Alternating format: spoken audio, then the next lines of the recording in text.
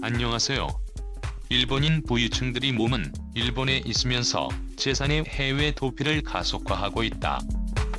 위기 상황을 알아차리지 못하고 행동을 이끌어내지 못하며 일본 침몰에 동참하는 꼴이 될 수 있다.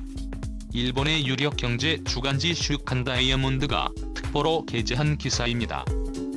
스즈키 다카이서 슈칸 다이아몬드 부편집장이 쓴 이 기사는 일본의 국제적 위상을 경제 성장률, 주가 상승률, 교육 환경 N화, 구매력, 재정 건전성 등 다양한 측면에서 추락하고 있다며 부유층을 비롯해 정보에 민감한 사람들이 이러한 일본에 버리기 시작했다라며, 하지만 지금 우리는 일본 예찬붐에 취해 있을 수 없을 만큼 일본 침몰의 현실에 직면해 있다.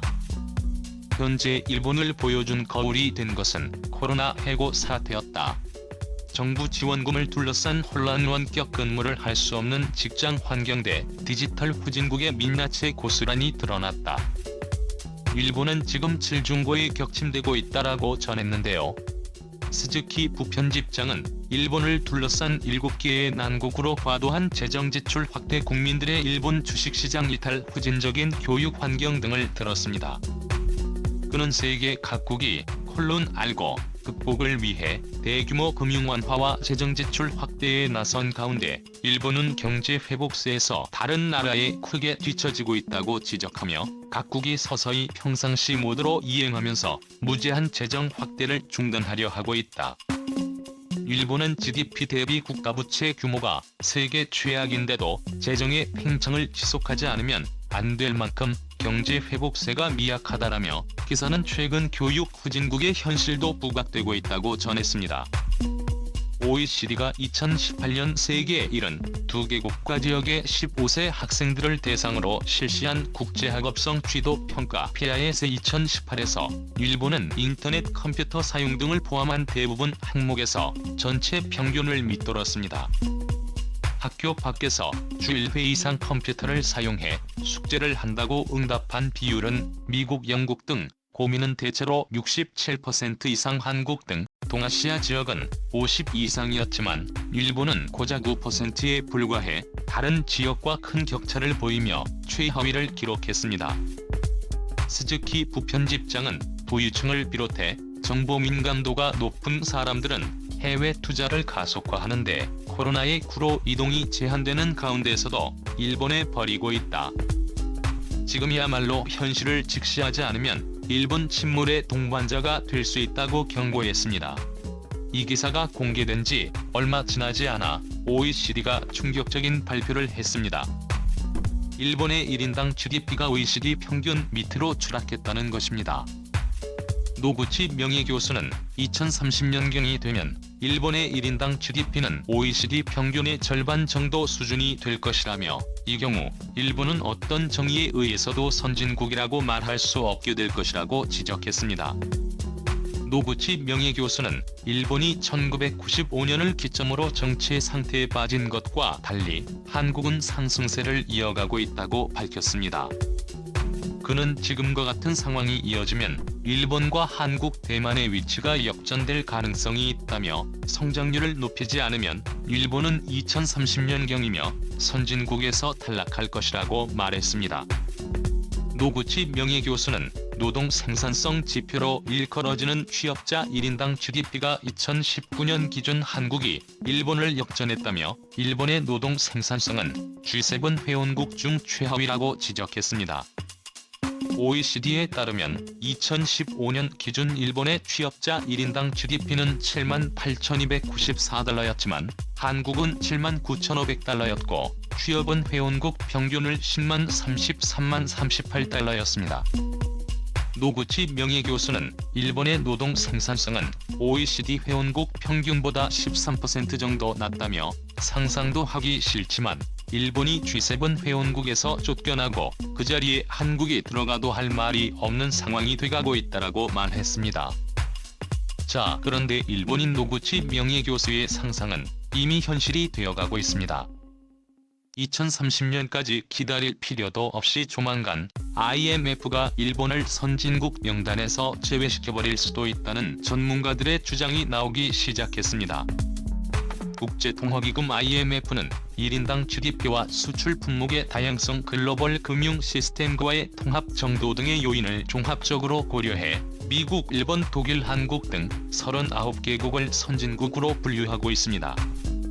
그런데 일본의 1인당 GDP가 이미 OECD 평균 이하로 추락해버린 데다가 외국인 투자자들과 심지어 일본인 부유층마저 일본에서 재산을 해외로 도피시키고 있다는 충격적인 소식까지 전해지면서 일본 엔화의 가치가 휴지 조각이 될 수 있다는 공포감마저 조성되고 있습니다.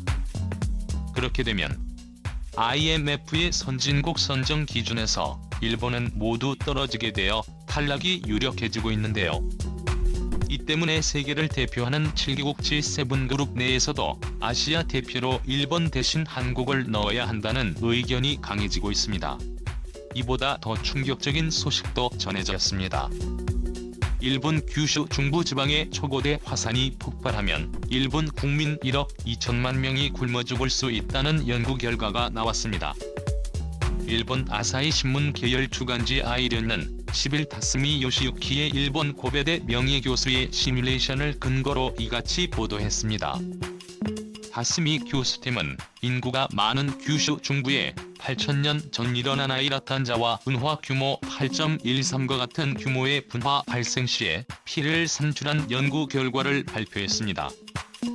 연구 결과에 따르면 규슈에서 이 같은 규모의 분화가 다시 발생할 경우 규슈 전역의 2시간 안에 화쇄류 분화구에서 분출된 화산세 설물과 화산가스의 혼합물의 고속으로 삼면을 흐르는 현상과 화산지에 뒤덮이게 되며 이로 인해 700만 명이 숨지는 것으로 전해졌습니다. 이후 하루 안에 4천만 명의 50cm가 넘는 화산재 피해를 보게 됩니다. 이 결과 1억 2천만 명이 생활불능에 빠져 재해를 입은 후에 사망한다고 교수팀은 내다봤습니다. 복구나 구원이 절망적인 상태에서 대부분 굶어 죽는다는 시나리오입니다. 앞으로 100년 안에 규모 7의 초고대 분화가 일어날 확률은 0.59%이며 규모 5.8은 0.53%입니다. 하지만 교수팀은 확률 0.59%가 지난 1995년 대규모 피해를 야기한 한신 대지진의 발생 확률은 0.508%보다 무려 30배 이상 높다고 경고했습니다. 이렇게 처참하게 무너져버린 일본과는 달리 한국은 현재 전 세계의 영웅이라 불리며 대박 행진을 이어가고 있습니다. 그동안 애플은 자사의 앱스토어 iOS 기반 모바일 앱을 유통하는 개발사에 인앱 결제를 강요해 1530% 수준의 수수료를 챙기고 있습니다. 또 개발사가 외부 링크 등을 통해 다른 방법을 통한 결제를 유도할 경우 앱스토어 입점 등의 불이익을 부여하고 있는데요. 전 세계 어느 국가도 애플의 강력한 변호인단을 상대로 이 문제와 관련해 법정에서 승리를 거두지 못했는데 2012년 한국에 최초로 애플을 무릎 꿇게 만들었습니다. 그동안 한국이 애플에 여러 차례 경고를 했음에도 아무런 변화 없이 그래도 버티던 애플이 결국 마켓 내 특정 결제 방식을 강요하지 못하게 한 이른바인 해결책 강제금지법에 따라 외부 결제를 허용하기로 했습니다. 차수 정책이 법에 어긋나지 않는다는 기존 입장에서 물러난 것으로 외부 결제 시 수수료도 낮춰주기로 했습니다. 11일 방송통신위원회에 따르면 애플은 이달 7일 개정 전기통신사업법 준수를 위해 한국 앱스토어에서 앱넷 제3자 결제 서비스를 허용하겠다는 계획을 방통위에 제출했습니다. 제3자 결제를 이용할 때는 현재 앱스토어에서 정한 30%보다 낮은 수수료를 적용할 예정입니다. 이 소식은 전 세계의 IT 전문 매체들에 의해 순식간에 퍼져나갔는데요.